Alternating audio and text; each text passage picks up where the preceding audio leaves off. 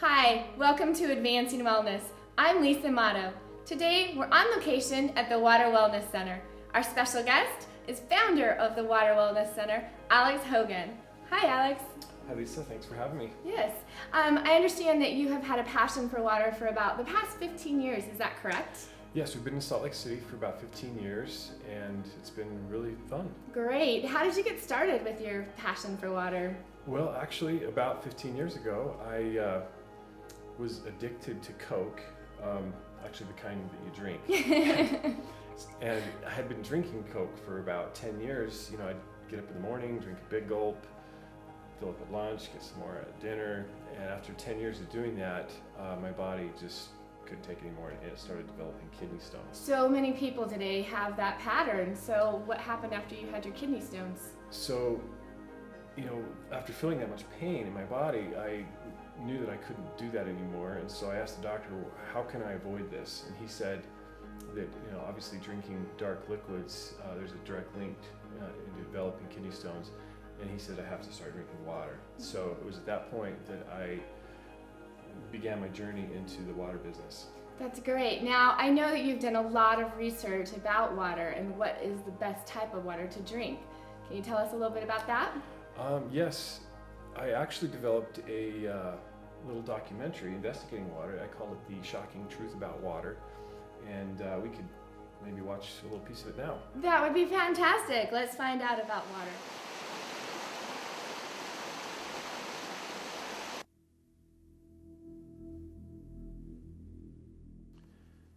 When you look at the world, water covers approximately 70% of the planet. Only 3% of this water is considered fresh water found in lakes and rivers. Nature provides this water to us by the hydrological cycle. The hydrological cycle is where the journey begins for all water we drink. The sun heats the ocean, turning the water into vapor, where it forms rain clouds. Whenever you take water and change it into vapor and then back into water again, this is called distillation. This is nature's way of cleansing water and air. It is rain and snow that provide all the fresh water that gathers in reservoirs, lakes, rivers, and springs.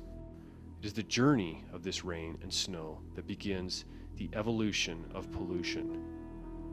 Humanity has defiled our planet with pollution and dangerous substances, and water has become the victim.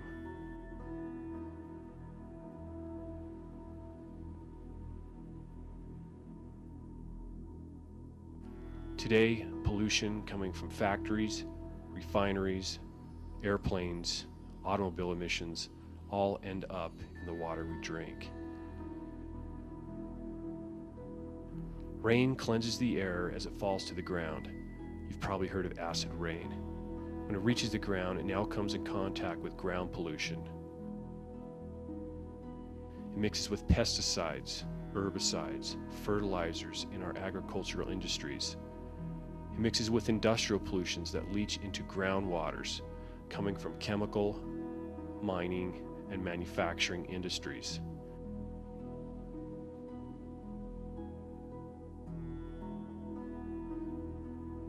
In our reservoirs, we have animals that live, die, and decompose in the water.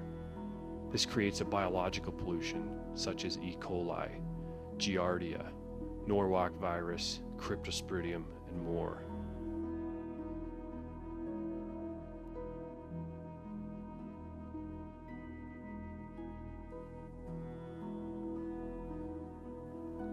These deadly pathogens can be found in many water treatment plants.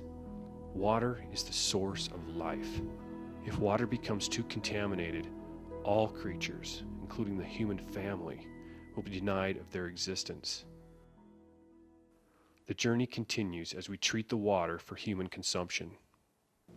Then, in order to make this water, quote, safe to drink, we must put chemicals in the water at the chemical treatment plant. Let's take a look at just a few of the chemicals out of hundreds that they use in the treatment process. Chlorine is used to kill pathogens and bacteria in water. What they don't tell you is that chlorine does not kill algae. When algae and chlorine are combined, trihalomethane gases are released. According to the Harvard Public School of Health, these gases are linked to miscarriages in women, prostate, colon, bladder, kidney, and rectal cancers. That's why this next chemical, called copper sulfate, is added to kill the algae. The problem is that when algae dies from the copper sulfate, it begins to smell. Potassium permanganate is used for odor control.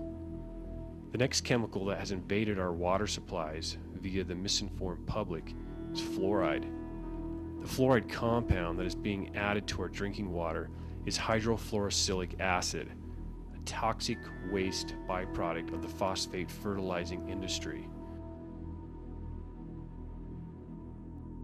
To learn the full truth about fluoride, I highly recommend you view the documentary Rethinking Fluoridation, produced by Dr. David Kennedy for the Citizens for Safe Drinking Water in San Diego, California.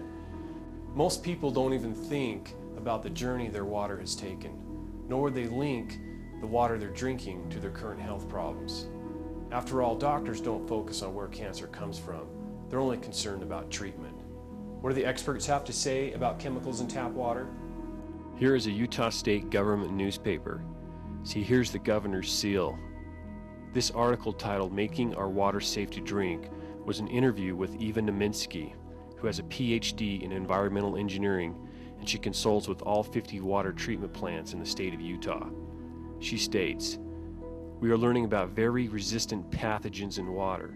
They are very difficult to kill, so you need strong disinfectants.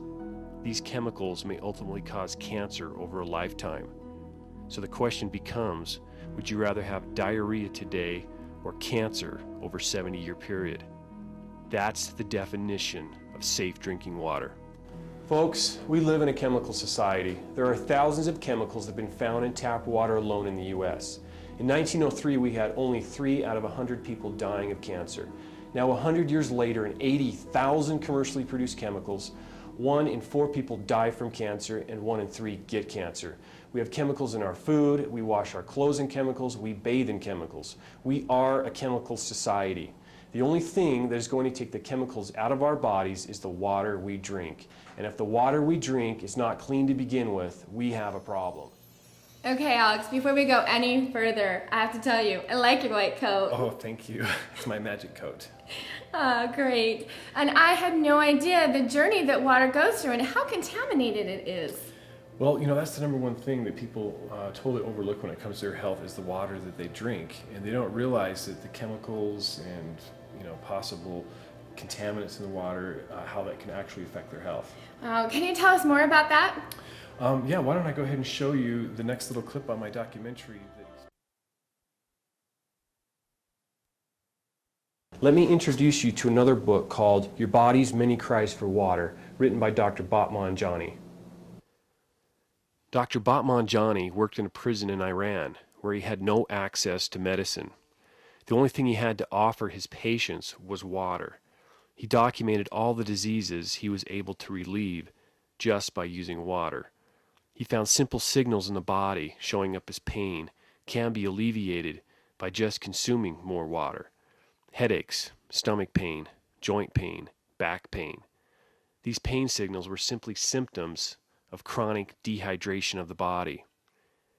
It is also very important to understand that Dr. Batmanjani found most people become dehydrated and subsequently ill because they substitute other liquids like soda pop, milk, coffee, juices for their hydration.